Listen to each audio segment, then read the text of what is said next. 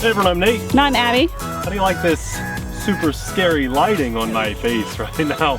Amelia is with Grandma, Popeye's back home. We're the RC Sailors. Welcome to our RC family. We have a field with a plane and lights to fly for you today. This is the WLtoys version of the little pusher prop, little folding prop, easy to fly, beginner plane. It's 3 channels. You have rudder control, elevator, and throttle.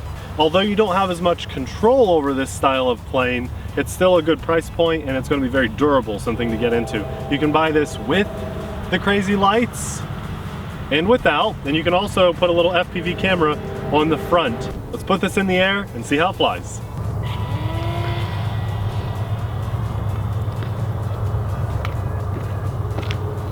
So a little glider like this, your main goal while you're flying is to keep it level, because once it starts getting unlevel, it is hard to get control back over it. If you can keep it level from the start, you're doing great. And I'm flying at about 1/3 or maybe half throttle tops right now. The only time we need to go full throttle is maybe for a loop, which I'll try here in just a minute. But I'm just kind of cruising around, getting a feel for the little plane, enjoying the lights. It's really annoying that the lights are opposite on the wing and the elevator. Yeah, I think I would prefer all green on one side and all red on the other, or vice versa, you know, whichever side. Some people get picky about which side it's on because of the side of ships and even real planes, but I don't really care too much.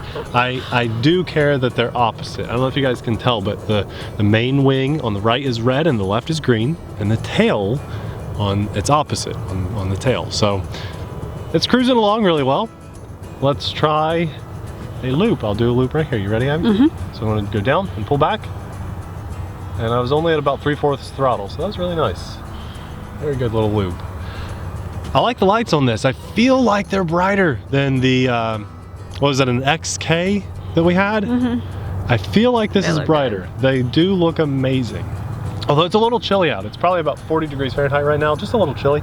And the stickiness for the lights isn't holding very well. So I would reinforce that with just a little shipping tape. Just a couple squares of shipping tape on each wing, because that's where it seems to be falling off the worst. Or maybe some super glue that's foam safe if you have it. And just so you guys know, it's not this dark in real life. I have the camera settings turned down. Yes, we're big advocates for not breaking line of sight, be it in the dark. And I know some people say, hey, if you have lights on your craft, you can fly in the dark. What do you guys think? I'd be interested to know. We don't want to break line of sight. So it is late dusk as we're flying, but I can see the plane perfectly. Even if there weren't lights on here, I can still maintain line of sight right now, keeping it very close. And I've flown here before, so I'm very familiar with where I'm flying. I love the white strip of lights down the center, don't you, Abby? Oh yeah. Looks really good.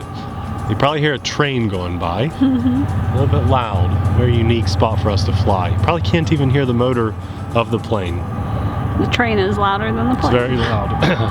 Now I do love the price point of this thing. I mean, you could buy a little army of these compared to the price of some things out there. I really like it. You know, you can try to do some stunts with this. We can maybe do a lower touch and go. I'll kind of circle around. I'm not really going to be able to touch the ground and take off because the grass is kind of tall, but I'm going to get really low on this pass. Are you ready? Mm-hmm. Here we go. Really low. See the lights below us, and then full throttle. Climb, baby, climb. You just got to do easy movements on this. It's the pretty sunset over there. Yeah, let's fly over there for a bit. Looks nice. Oh, nope, that's my battery. So we're done. That was the flight. So this is how the plane landed, and I want you guys to see this. Some people might walk up to it and say, oh my gosh, my plane broke. Well, I advise you, when you're flying this, as long as your foam is still snug, to not glue it or tape it in place, because when this hit the ground, it came apart, which helped the impact, and it did not snap the foam. So the fact that that came out and is loose there with the little carbon fiber rod for reinforcement is actually a good thing, and it just snugs back in. I don't know how well you guys can see that, but I wanted to point that out. I've decided that everybody wants to see the pretty sunset instead of Nate's face. Fine with me, but I have a light, so can you see my face now? Yes. Okay, all right. Barely. Well, that was a pretty short flight. I will say it's cold out, and I have to admit that I charged this about 4 or 5 days ago. It might have done a little better if I charged it the night before and it wasn't so cold out, but realistically I would not expect more than a 10-minute flight on this. So you'll want to pick up more batteries. The good news is they're not proprietary batteries, they're very universal. Your lights are dying. Oh no! I need to unplug my battery before it gets so low that it damages it. Don't worry, I am still here. I like this plane a lot, but you're gonna need about 3 or 4 or 5 more batteries. Guys, we'll have it linked in the description box below.